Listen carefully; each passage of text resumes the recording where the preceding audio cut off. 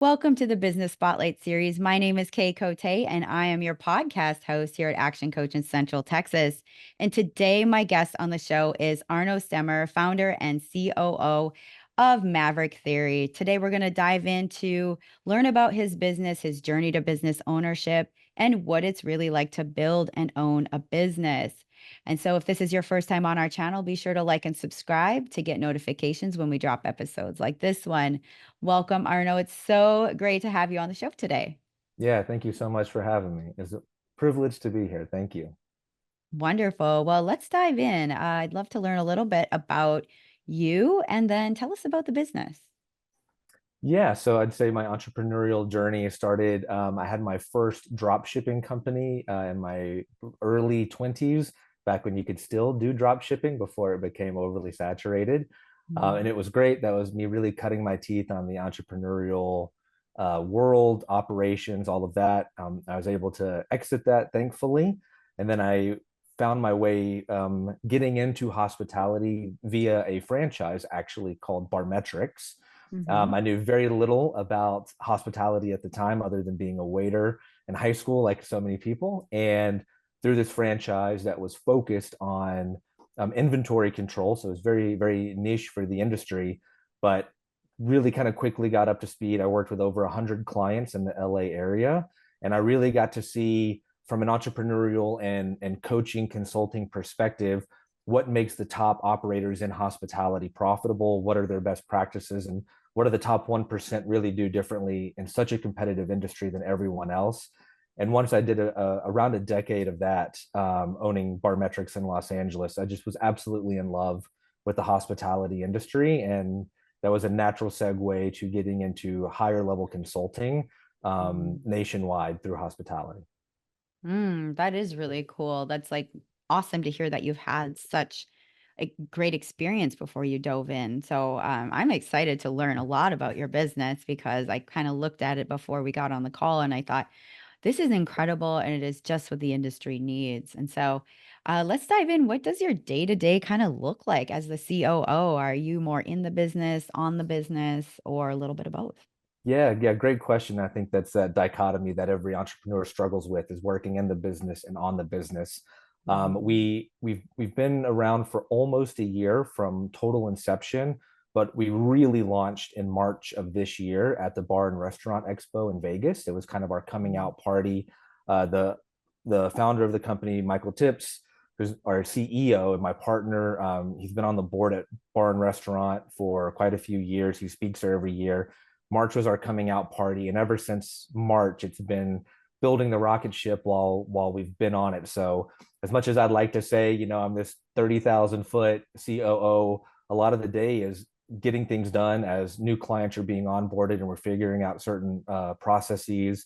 And then, of course, some of the day to day, right? Making sure that all of our consultants are paid on time. So, I wish I could say I had a very standard, normal day, but it's kind of any hat that needs to be worn, but having that north star of slowly working my way, quote unquote, out of the business so I can help the how of our CEO's what, right? He's our vision Mhm. of where we're going, and I'm his right hand of, okay, how are we going to make that vision a reality? So Mhm. yeah, there's no single day that's exactly the same, which truthfully is part of why we do this, right? It makes it fun. So Definitely. Like you hit on so many key points of where entrepreneurs are at, myself included, very much a rocket ship and building it while you're in flight. And so yeah. I love that analogy. And so I love that you told us a little bit about the role. Now, do you currently have employees at the business and what does that look like? Yeah, so we have an interesting hybrid and structure to our business. So Michael Tibbs is our founder and CEO. I'm co-founder and COO, and we have one other partner who kind of heads the creative arm of the company. We have 35 consultants who work for us, almost like talent from a talent agency Mm. consultancy hybrid. So 35 consultants, and then we hired our first full-time director of operations, Bethany Lucas, around a month ago. So she can be my right hand and start to help me as we're building out systems. So we have one full-time director of operations and a lot of consultants that work with us on a job by job basis. So it's a very interesting hybrid, and it allows us to be modular and scale quickly without being burdened month over month with a lot of overhead expense. Definitely. Well, it sounds like an incredible team that you're putting together. And kind of like about the business, what makes your business unique? Like what makes your clients and customers choose you?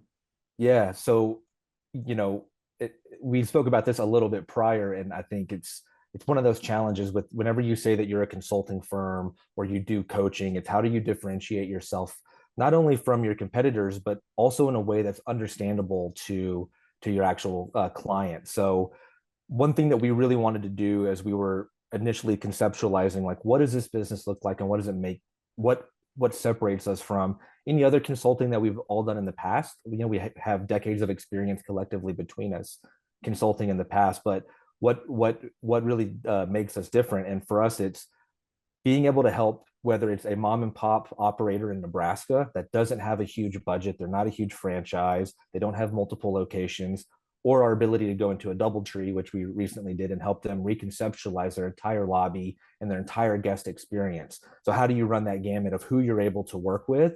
That was just a big focus for us, and that's why it was so critical for us to build the team that we did and make us approachable as well to someone that maybe only has a very limited budget. They're not overly profitable, but they need the help that our team can provide. Okay, okay, that makes sense. So like with when it comes to your clients, it's like you cover a vast kind of vast amount of clients or vast like different structures like you said the mom and pop versus a corporate. And so how do you organize that? Because that's quite a broad spectrum of clients. How do you what's your secret sauce to organizing that? Yeah, no, that's a great question, and because we do work nationally and hopefully one Mhm. day internationally, and we have a client as far as Alaska, so we do a Mm. lot of travel. It's honestly just keeping the trains on time and looking at logistics, but most importantly, and where that talent agency element really ties in, is connecting the right consultants with their skill set with the Mhm. needs of the client. So, as a good example, if you're trying to re-engineer your back of house food menu in Nebraska, I keep using Nebraska because it's in the center of the country. We have Mhm. Michelin star chefs out of New York that can re-engineer that for you. So we're pairing the right consultant with the right client Mm. versus everybody gets the same blanket templated type of work. We're very customizable, and the scope of work is extremely customized to the client.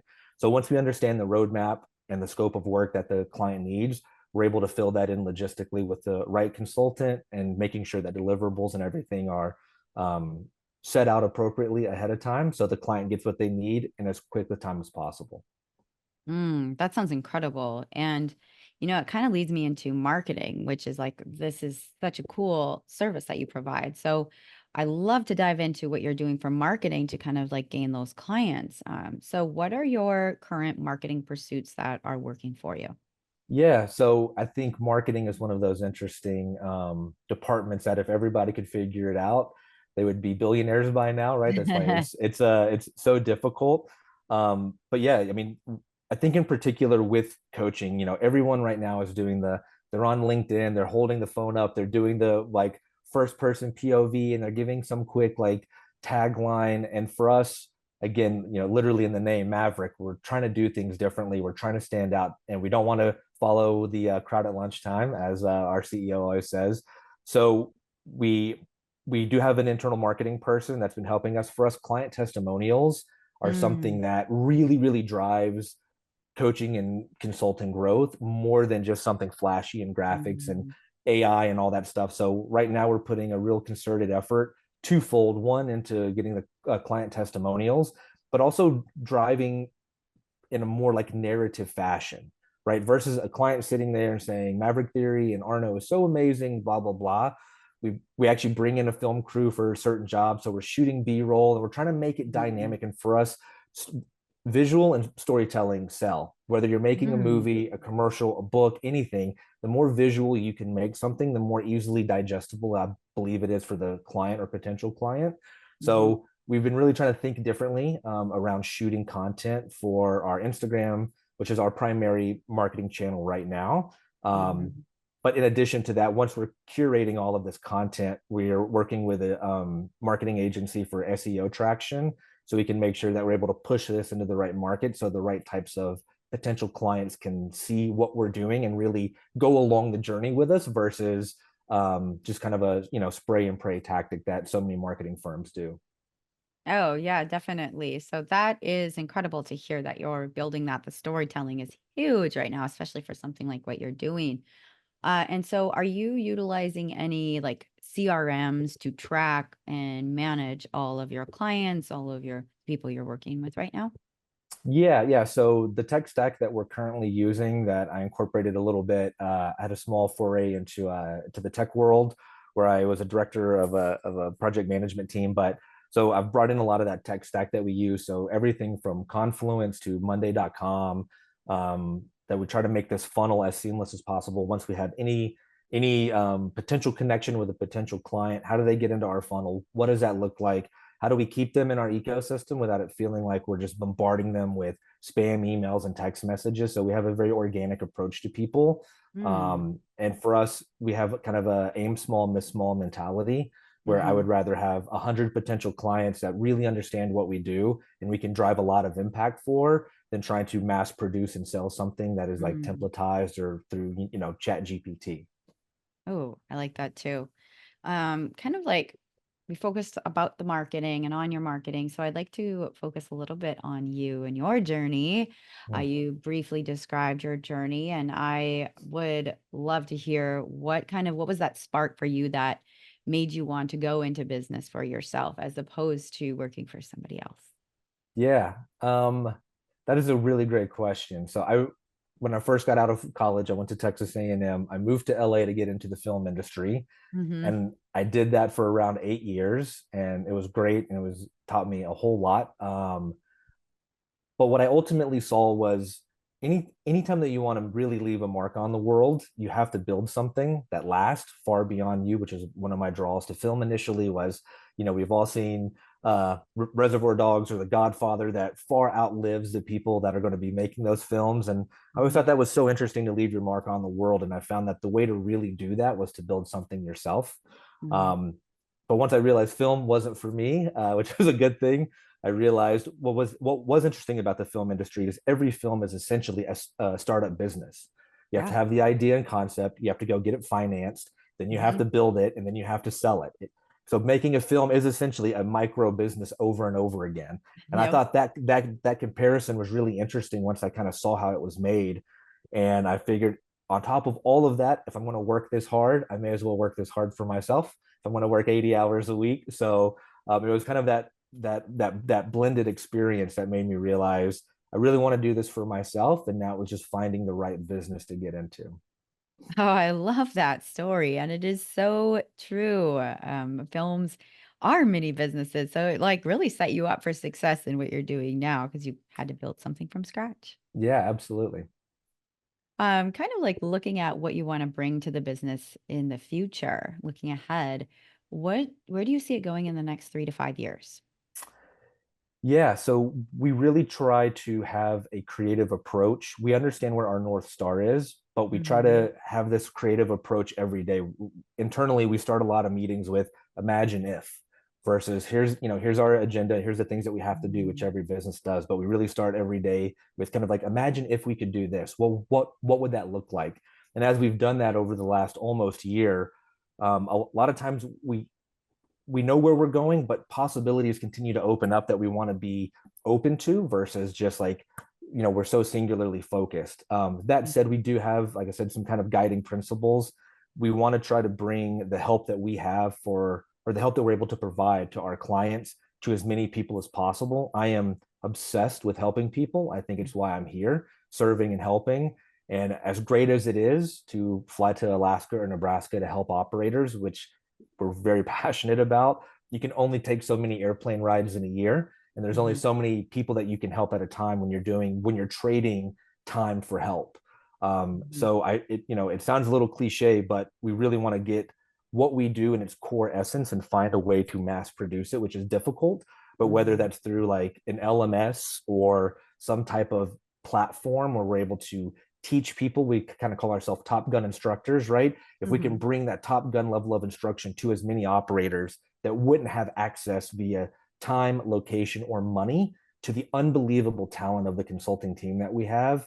How can we help as many people as possible? And I think, for better or worse, despite my hatred for technology at times, because we're in the people business, is the best way to help as many people as possible is Mm. to get this onto some type of tech platform. Mm, yeah, definitely. That is the way of the future, isn't it? It is, unfortunately. So you have to learn to use it. Oh, yes. Well, thank you for sharing kind of your goals for the next few years and looking at kind of where you are now. I'd like to dive into what is like a roadblock or a hurdle that you faced that you overcame and how did you grow from that? Yeah. So I'd say initially was understanding what our clients really need and what is their barrier to entry. I wish it Mm, was as simple as selling a pint of beer that sells itself. It's amazing. But when you're selling consulting services, for us, it was what is that barrier to entry to getting as many people on board to experience what we do as possible, whether it's price, scope of work, whatever that might be. And my partners and I really put our head together for around 6 months and not only workshopped a lot of things, but actively tried a lot of things with clients that we'd already had. And that mm, feedback loop of what really makes the most impact, what gets them on board the fastest, and what keeps them on board for additional work should they need it. There was something that we really, really workshopped, but I think we've solved that. I think our secret sauce is our ability to work with people quickly. And mhm. yeah, we're really, really happy with that. Oh, that's super cool. I dig that. Well, we've covered a lot of ground in this conversation. It's been so fun to hear about your business, hear about what you're building and what your plans are for the future. And so, for this next section of questions, I'd like to actually dive into a rapid fire section where you answer 4 questions with us, the kind of top of mind, first thing that comes Sure. to your mind. All right. You ready for some rapid fire? Yeah, let's do it. All right. Question number 1 is, what is a key to success for you? Consistency and grit. That's Mm. it. And what is one piece of advice you have for other business owners? Don't give up. I know that that sounds trite, but really don't give up. If you really believe in what you're doing, you will find a way if it means enough to you. That is a good one for sure. What is a book or any piece of content that you've taken in most recently that's impacted you? Yeah, so this one's a little different actually, because I just put it down this morning. Is The Master of War by Susan Simmons, which is a Hmm. book on Eric Prince, founder of Blackwater, who I have a slight obsession with at the moment. And more importantly, because it kind of personifies what we were just talking about, his level of grit and determination, whether you agree with him or not as a person. I think it's truly inspiring, and to see what someone can build when they have those qualities, I just can't put the book down. I think it's unbelievable. I'm gonna have to check that one out. I've heard that's come up now on my radar a couple of times, so I definitely need to read it. Can't recommend it enough. And our final question is, if there is one aspect of your business you could rapidly change overnight for the better, what would it be?